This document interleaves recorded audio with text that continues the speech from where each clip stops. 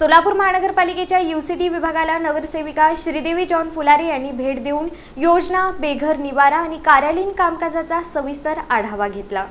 प्रभाग क्रमांक 15च्या नगरसेविका श्रीदेवी जॉन फुलारे यांनी महानगरपालिकेच्या यूसीडी अर्थात अर्बन कम्युनिटी डेव्हलपमेंट विभागाला भेट देत विभागाच्या कामकाजाचा सविस्तर आढावा घेतला। यावेळी उपायुक्त सोनाली यादव यांच्यासोबत विविध विकास कामे, शासकीय योजना आणि विभागाच्या पुढील नियोजनाबाबत सखोल चर्चा करण्यात आली।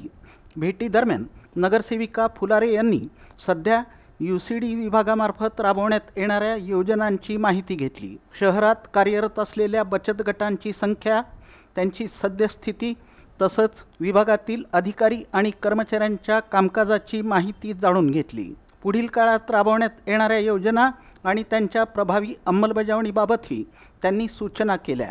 यावेळी PM स्वनिधी योजनेअंतर्गत लाभार्थ्यांना पाट्यांचं वितरण प्रभागात नियोजनबद्ध पद्धतीनं करण्याबाबत निर्देश देण्यात आले। तसंच बचत गटांमधील खऱ्या अर्थानं गरजू लाभार्थ्यांची पडताळणी करून त्यांनाच योजनांचा लाभ मिळावा यासाठी विशेष काळजी घेण्याच्या सूचना त्यांनी अधिकाऱ्यांना दिल्या। यानंतर नगरसेविका फुलारे यांनी बेघर निवारा केंद्राच्या व्यवस्थेबाबतही आढावा घेतला।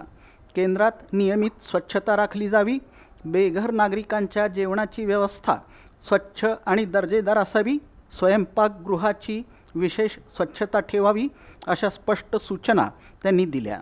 तसंच बाहेरील व्यक्तींनी शिजवून आणलेलं अन्न स्वीकारू नये, त्याऐवजी कोरडं धान्य स्वीकारावं आणि अनावश्यक बाहेरील व्यक्तींना बेघर निवारा केंद्राच्या आवारात प्रवेश देऊ नये असंही त्यांनी सांगितलं। याचवेळी त्यांनी यूसीडी कार्यालयाची पाहणी केली असता कार्यालयात पाणी गळत असल्याचं त्यांच्या निदर्शनास आलं। याबाबत तातडीनं संबंधित विभागाशी पत्रव्यवहार करून दुरुस्ती करावी।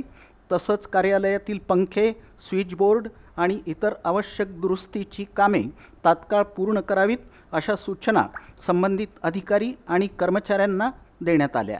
सामाजिक कल्याणाच्या योजना अधिक प्रभावीपणे नागरिकांपर्यंत पोहोचाव्यात, विभागाचं कामकाज अधिक सक्षम व्हावं आणि बेघर नागरिकांना दर्जेदार सुविधा मिळाव्यात या उद्देशानं नगरसेविका श्रीदेवी जॉन फुलारे यांनी ही पाहणी करून विविध महत्त्वपूर्ण सूचना दिल्याचं यावेळी स्पष्ट झालं।